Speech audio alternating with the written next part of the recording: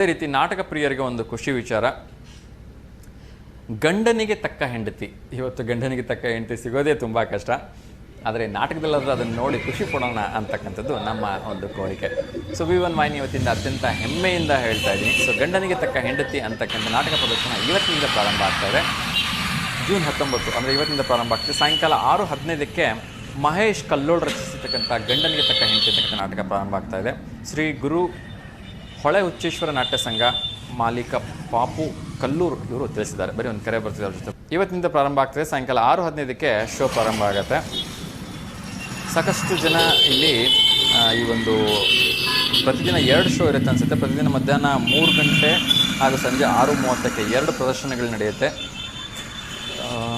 ರಾಜ್ಯ ವೃತ್ತಿ ರಂಗಭೂಮಿ ಕಲಾವಿದರ ಸಂಘದ ಅಧ್ಯಕ್ಷ ಮಹೇಶ್ವರಪ್ಪ ದೊಡ್ಡಮನಿ, ಕಲಾವಿದ ಬಸವರಾಜ್ ಐರಣಿ, ರಂಗಭೂಮಿ ಕಲಾವಿದ ಚಿಂದೋಡಿ ಮಧುಕೇಶ್ ಮತ್ತು ಬನಶಂಕರಿ ದೇವಸ್ಥಾನದ ಅರ್ಚಕ ಮಾಲ್ತೇಶ್ ಪೂಜಾರ್ ಇವರೆಲ್ಲರೂ ಕೂಡ ಭಾಗವಹಿಸ್ತಾರಂತೆ.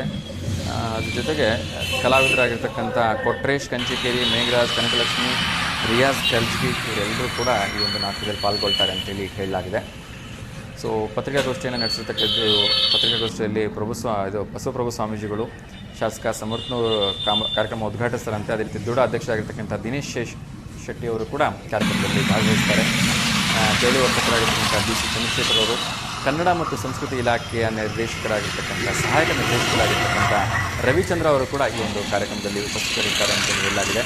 ಅದೇ ರೀತಿ ವೃತ್ತಿ ರಂಗಭೂಮಿ ರಂಗಾಯಣದ ನಿರ್ದೇಶಕ ಮಲ್ಲಿಕಾರ್ಜುನ್ ಕಡಕೋಳ, ಪಾಲಿಕೆ ಮಾಜಿ ಸದಸ್ಯ A. ನಾಗರಾಜ್, ಶಂಕರಲೀಲಾ ಗ್ಯಾಸ್ ಏಜೆನ್ಸಿ ಮಾಲೀಕ CL ಚಂದ್ರಧರ, ಜಿಲ್ಲಾ ವರದಿಗಾರರ ಕೂಟದ ಅಧ್ಯಕ್ಷ ನಾಗರಾಜ್ ಬಡದಾಳ್, ರಾಜ್ಯ ವೃತ್ತಿ ರಂಗಭೂಮಿ ಕಲಾವಿದರ ಸಂಘದ ಅಧ್ಯಕ್ಷ ಮಹೇಶ್ವರಪ್ಪ ದೊಡ್ಡಮನಿ ಇವರೆಲ್ಲರೂ ಕೂಡ ಇವತ್ತಿನ ಕಾರ್ಯಕ್ರಮದಲ್ಲಿ ಉಪಸ್ಥಿತರಿರ್ತಾರೆ ಅಂತೇಳಿ ಹೇಳಲಾಗಿದೆ. ಸೊ ಇತ್ತೀಚಿನ ದಿನಗಳಲ್ಲಿ ಈ ರಂಗಭೂಮಿಯ ಒಂದು ಕಲೆ ಅಂತಕ್ಕಂಥದ್ದು ಸಂಪೂರ್ಣವಾಗಿ ನಶಿಸಿ ಹೋಗ್ತಾ ಇದೆ. ಸೊ ಇದು ನಿಮ್ಮೆಲ್ಲರ ಜವಾಬ್ದಾರಿ. ನಾಟಕಗಳನ್ನು ನೋಡಬೇಕು, ನಾಟಕಗಳನ್ನು ಉಳಿಸಬೇಕು, ನಾಟಕಗಳನ್ನು ಬೆಳೆಸಬೇಕು. ಹಾಗಾಗಿ ಪ್ರತ್ಯೇಕ ಕೇವಲ 2 ಶೋಗಳನ್ನು ಇಟ್ಟಿದ್ದಾರೆ. ಮಧ್ಯಾಹ್ನ 3:15 ಒಂದು ಶೋ, 3 ಗಂಟೆಗೆ ಒಂದು ಶೋ ಇರುತ್ತೆ. ಅದಾದ ನಂತರ 6:30ಕ್ಕೆ ಒಂದು ಶೋ ಇರುತ್ತೆ. ಡೈಲಿ 2 ಶೋಸ್ ಮಾತ್ರ ಇರುತ್ತೆ ಅಂತ ಅನಿಸುತ್ತೆ.